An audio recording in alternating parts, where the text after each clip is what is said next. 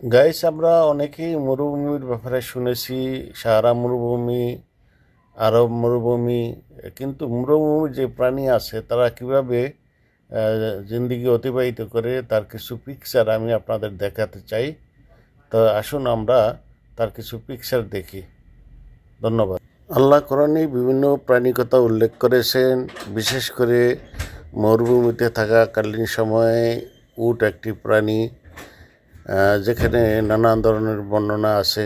প্রকৃতপক্ষে যদি আমরা বাস্তবতা সে উটকে দেখি, তাইলে মনে হয় আল্লাহ সুবহানাহু ওয়া তাআলা কোরআনে যা কিছু দিয়েছেন, যা কিছু বলেছেন সম্পূর্ণ হুবহু মিলে গেছে। কিছু উট আছে, কিছু পাখি আছে, কিছু প্রাণী আছে যারা উত্তপ্ত বালুর ভিতরে জিন্দেগি অতিবাহিত করে। বিশেষ করে কিছু সাপ, যারা দেখলে বড় আশ্চর্য লাগে এবং বিষাক্ত, এত বিষাক্ত যে কামড় দিলে তাদের থেকে বাঁচা খুবই দুষ্কর।